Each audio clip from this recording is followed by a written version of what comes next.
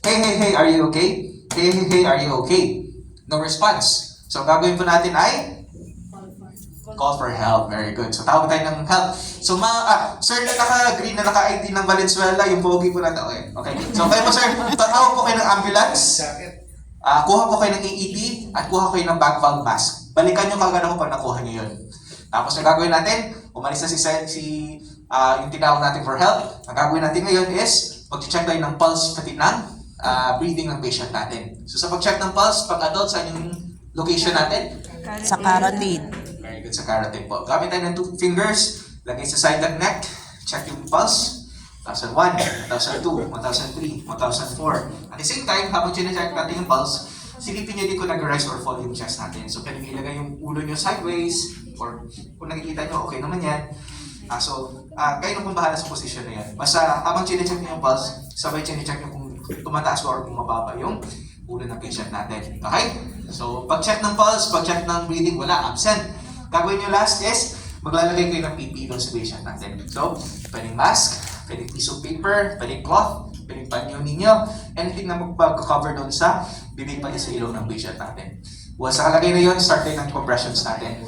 Yung location natin doon sa paglagay ng kamay, yung dominant natin na hand, ito man yung knees natin nandun sa may gitna ng shoulder ng patient, lalagay natin yung palm ng hand natin, over doon sa chest, sa center ng chest ng patient, sa gitna ng nipple line. At yung isang kamay, naka-overlap sa taas niya. Okay? So for example, nakalagay na yung dalawang kamay ko, start tayo ng compressions natin.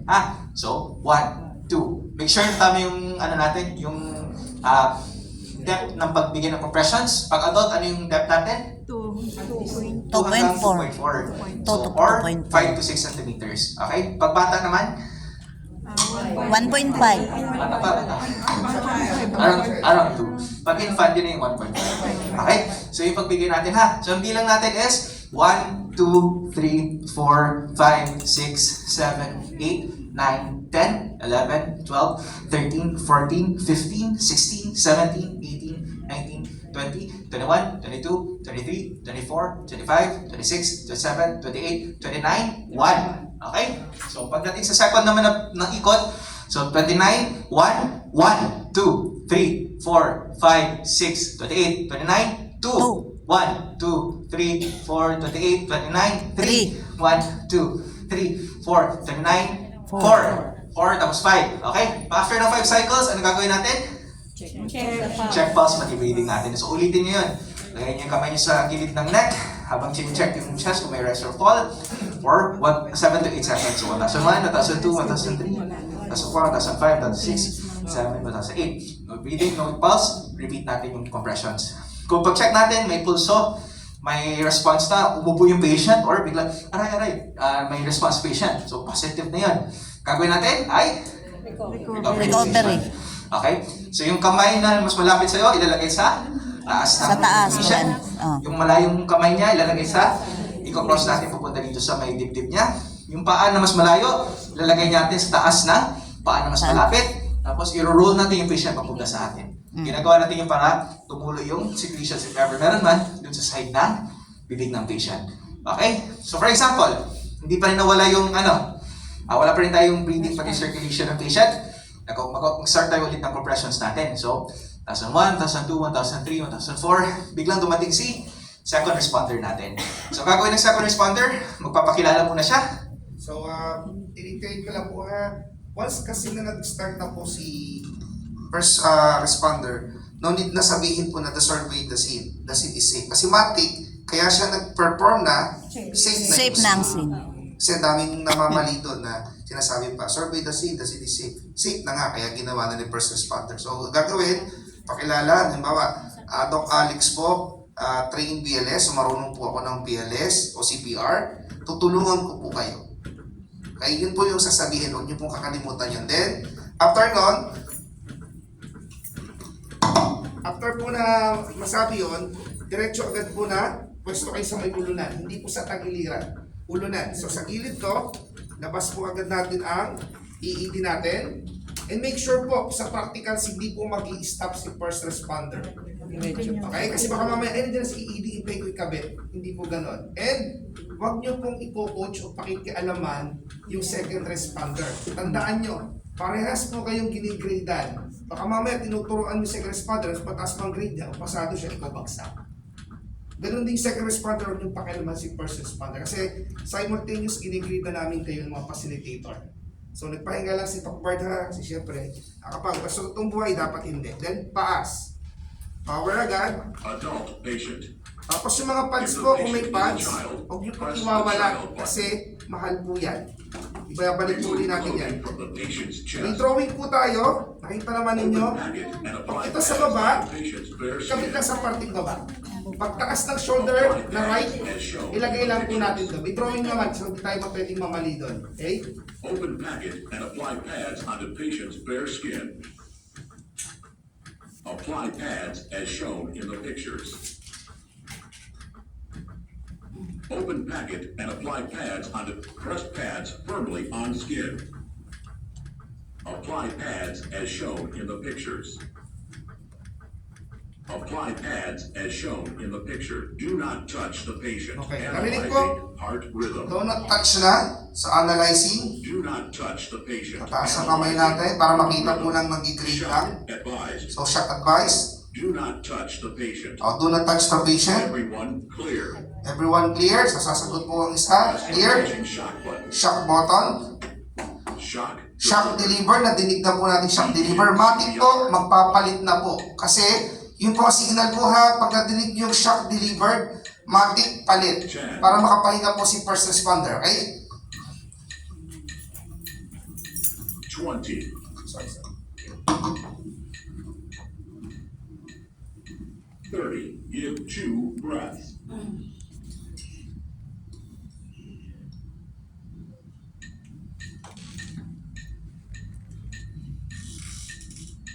10.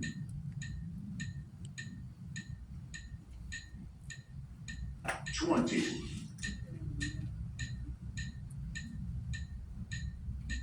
30. Give 2 breaths.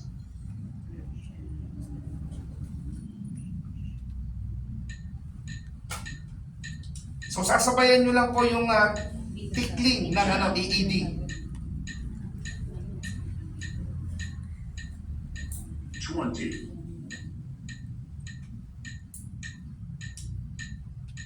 30. Give 2 breaths.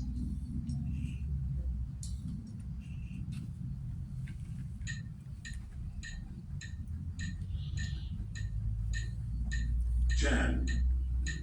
So, naririnig nyo po may nag-click. Opo. Dapat marinig po namin yan sa practical. Ibig sabihin, nare-reach nyo yung tamang depth.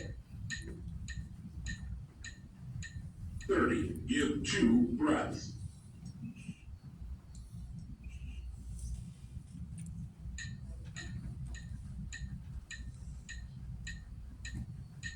10.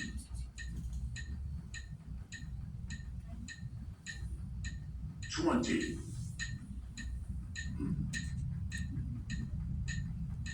30. Give 2 breaths. Stop CPR. Do not touch the patient. Analyzing heart rhythm. Do not touch the patient. Analyzing heart rhythm. So, nakailang cycles na po tayo? Dalawa na. Do not touch the patient. Dalawang 5 cycles na to. Everyone clear. Clear. Press the flashing shock button. Shocking. Shock delivered. Begin CPR. Tandaan po sa hawak po nito, always po head to chin lift. 10. Okay? Then, C-shape. Titingnan po namin yung paghawak niyo po nito. Hindi basta nakaganyan lang. So, dapat naka-head tilt yan ay naka-C-shape. 30. Give 2 breaths. 1 and 2.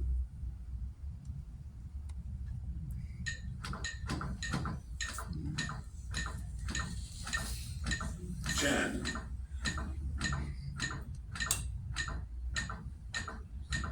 20.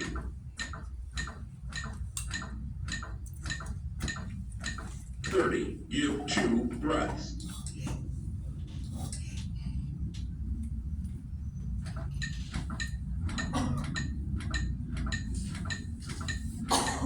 10.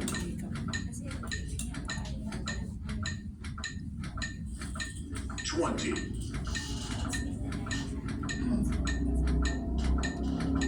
30. Give 2 breaths.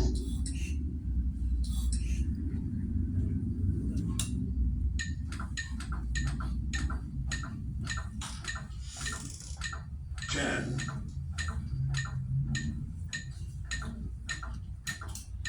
20.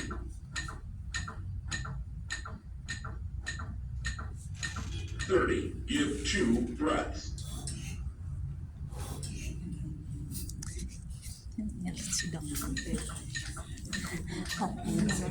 Partida tayo pa kaya. Partida. Kami pa kaya. 20.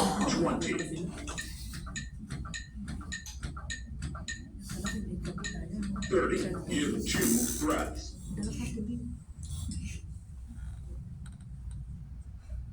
Stop CPR. Do not touch the patient. Analyzing heart rhythm.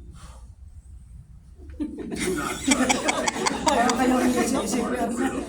No shock advised. So, ibig sabihin po, no shock advice. Anong ibig sabihin nun? Mag-check na po I-check na ng pal. So, signs of recovery yung ROS. So, pag meron na, make sure po sa start yung ginawa ni Doc Bart, hindi po tatagalan. No, 3 seconds to 10 seconds. So, sa akin, 5 to 6 seconds is enough to check kung may hininga o may pulse po yung pasyente. Kaya huwag niyo magalala, hindi natin ko kumpletuhin yan. Kasi type namin, sumakit ang balangga. Nakahalata yung mga may edad na ano.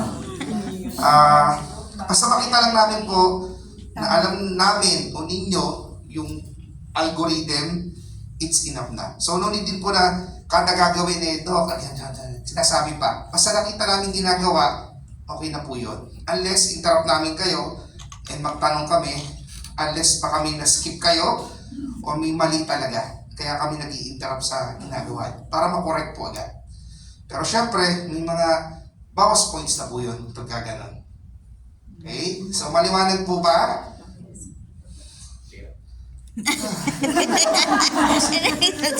Okay, so yun yung demonstration natin sa adult class. So reveal lang muna natin. Ang first natin na gagawin is